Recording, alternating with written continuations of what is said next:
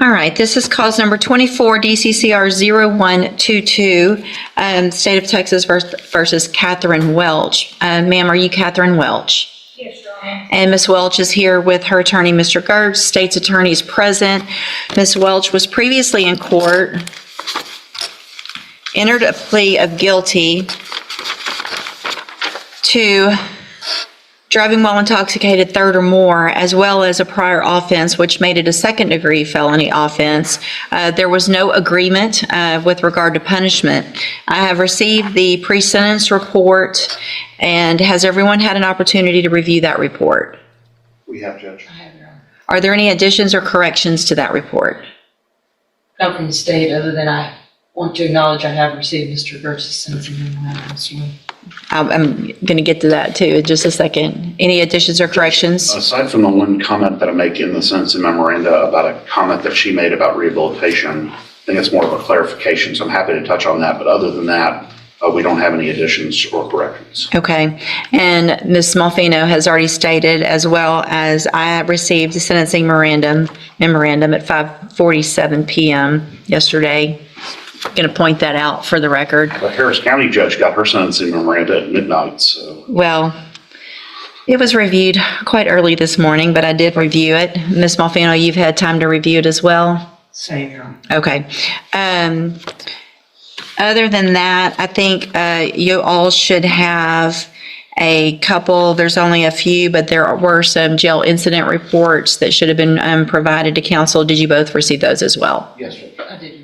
Okay, is everyone ready to proceed with sentencing then? Yes, Judge. Yes. All right, Mr. Gertz, do you have witnesses? I'm not going to call any live witnesses unless the court requires it. When we have a person present from the Dream Center, if the court wants to inquire about that, I would essentially let her come up and talk if you want to have that conversation. But Okay. I think, our focus here is going to be on the topics that we talked about or write about in the sentencing memo. And just sort of allowing, if the court decides to do what we're asking you to do, we are open and welcome to whatever the court requires of her Sure. to enter and successfully complete. We just wanted you to have that option on the table as well. That Okay. is an option that doesn't cost the court anything. Right. The state anything. And for the record, I'm aware of the Dream Center and their program and what they do. And so if I have any specific questions, if we get to something where I would need that, then I appreciate them being here and I'll ask those questions. Ms. Malfino, does the state have any witnesses? No, Your Honor. All right, then argument. Judge, I want to, I recognize this is a unique case and a unique ask that we're making here. This is not something small that we're asking for. I have sort of personally taken Katherine on over the last 3+ years, I guess almost 4 years, as a project for me, if that makes any sense. And what I mean by that is I really wanted to put to the test, could this person do everything that I asked her to do to at least get her an opportunity to be here in front of you asking what we're asking for? She exceeded my expectations by doing the 90-day inpatient rehabilitation.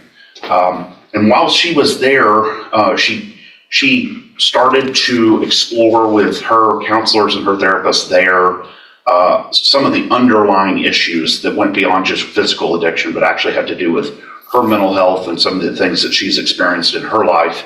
I'm not going to detail them on the record, but the court is aware of what those things are. Incredibly traumatic events that I think she had repressed and had never really addressed and explored. And so those counselors recommended not just aftercare, but a specific outpatient program to address some of the trauma issues that she's had. She went and checked into that program, stayed for basically a year, and again, did everything we asked her to do. When I told her to go get her own drug patch, I told her to go get her own interlock device. She did all of that. Those records should be attached to the memo. She was successful, has been following the rules, doing everything we've asked her to do. Had been going to AA, had gotten a counselor, actually reached out and befriended the director of the Dream Center to try to figure out what she can do next to sort of commit herself to her sobriety and to fixing the mental health issues that I think stem from the challenges that she faced as a young person.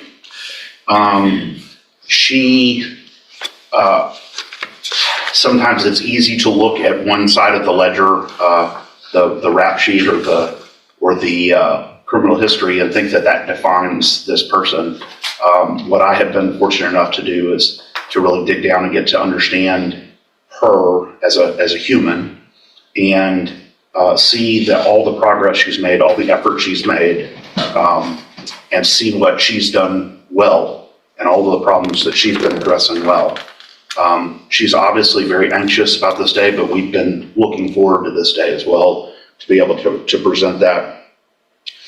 And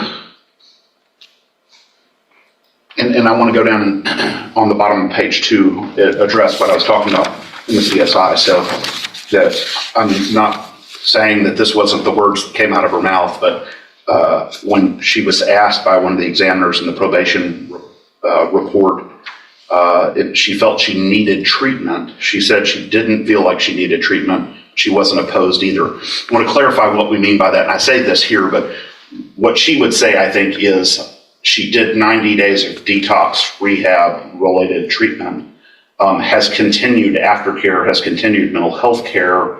But in terms of going to a program that is specifically targeted at people who are currently using or currently intoxicated, I think she thought that wasn't the direction that would be ideal. She will do whatever you want her to do, but I wanted to explain what that comment means. And so, because a lot of times, as you know, Judge, private rehabilitation programs will just reject you if you've been clean for 3+ years, as she has. And so they just won't even accept you at all. So I think that was just a misunderstanding or a miscommunication between the probation officer and Katherine. But nonetheless, she's willing to do whatever the court chooses here. Additionally, we've been in contact with her current parole officer. They are willing to keep her on parole instead of revoking her, depending on what the court does here. And so that was encouraging as well. I think we had the same kinds of conversations with them about her recovery and about her efforts. And so I think that was an encouraging sign from them.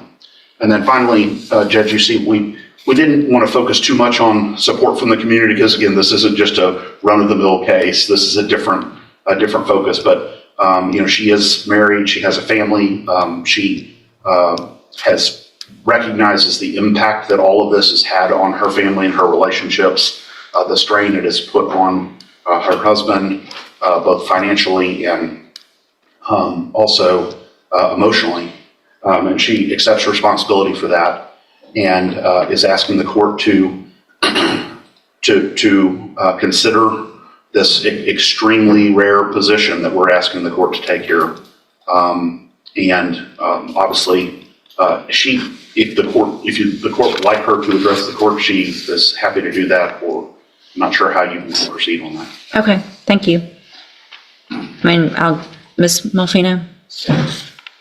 Judge, I don't envy the position that the court is in this morning. I do take very seriously the comments of Mr. Burks. I take him at his word for that, and I hope that all of those things are true. It's difficult for me as a representative of Jefferson County and the state and the citizens that are on the roads every day to stand up and say I agree with probation, but I don't disagree with the things that Mr. Gertz has said and the information that is in his sentencing memo. To play the other side of the coin, does it suggest that she received the benefit of the doubt already by me waiving the habitual status that she could have been facing based on her number of priors? Does it seem in good conscience that I could say I ignore all of those priors? Absolutely not. But obviously, we have seen that her multiple trips to the penitentiary have resulted in no change of behavior until hopefully now in these last 3 years. And I do sympathize with Ms. Welch as an individual. Again, it's hard for me as a assistant district attorney, to say that I concur with the punishment being probation, but I don't, again, disagree with the comments that Mr. Gertz has. We've had multiple conversations about this case. I know he's worked very diligently at it. I don't really know, Judge, and that's why it's before you, that putting her in prison for 20 years and her getting out in 2 versus an extensive probation period where she could continue the recovery she's been doing is a better option. But again, I don't know what is in the best interest of public safety. Unfortunately, none of us do. So I would defer to the court's wisdom and whatever you think is appropriate based on the volume of information that you have before you. All right, thank you. Anything else? Would you like to say something, Judge? Your Honor, I just want to say that the past was fueled by drugs and alcohol. I take complete responsibility for that. I did not know from very young when things happened in my life that it could have been, some of it could have been treated and stopped earlier if I had gotten help for my mental health. That, after I received this DWI, that helped me get myself to a place that I could go into a treatment program and deal with some of those past traumas. In the past, I didn't. I medicated and drank to just forget about the pain, just numb myself out. I didn't know how else to deal with that until when I got on my mental health meds, and I have bipolar, I have PTSD, and my mind back then was very chaotic. And I just want to say, after I had my mental health meds, I was able to go through treatment at Santa Maria in Houston, and that place really saved my life. I did extensive 90-day treatment with trauma counselors. It was a trauma-informed community there. And also, when I completed that, I worked an outpatient program, but I still lived on their facility. I went to the sex trafficking and recovery program, and I was in that for about 8 months, where I got the state paid for the counseling for trauma still. And I just worked really hard in that. I got a job while I was in there. And then once that program was over, I moved to a sober living facility in Oxford House in Spring, and I worked there. And so I felt like I was strong enough to come home and do what I needed to do. And I was in the complete program for right out of here. And I'm sorry, I'm very nervous today, and I know that my past record is, like Brian said, atrocious. But you know, the things that I had to deal with within myself from when I was a little girl, those are things that you don't go to prison, even in their programs there, that you don't talk about. It's just, you just don't. And I'm asking you, please do not send me back to prison. I want to move forward. I have moved forward in my life, and this year that I've been in jail has given me more time to think and know that I am definitely headed in the right direction. I have a sponsor. I attend AA at home. I had moved on with my life as far as I could with my sobriety. I mean, I knew this charge was out there. And I think I made some really good choices with my Mid-County AA friends. They've helped me a lot. And I I am open to anything. I will abide by all the rules and do anything that's asked of me. And I think, I know now that I'm responsible and capable of taking care of my business and my life. Thank you.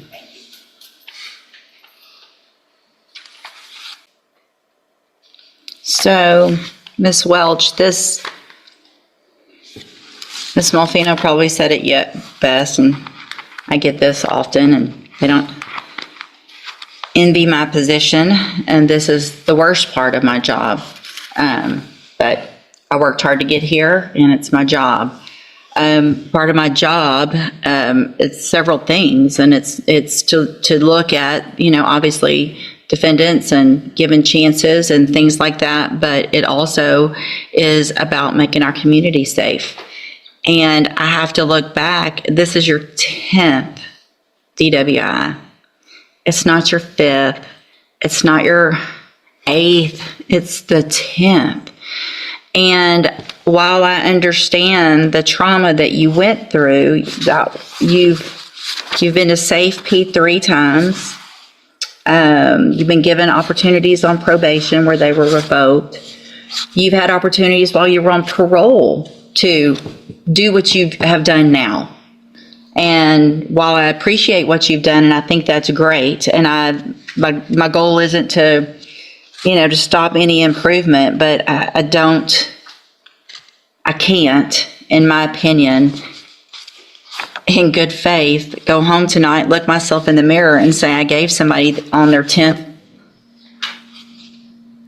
DWI, that your last sentence was for 15 years in prison. The one before that was for 10. The one before that, you've gone to another 10 year, back in 09. I mean, this goes back to the 90s.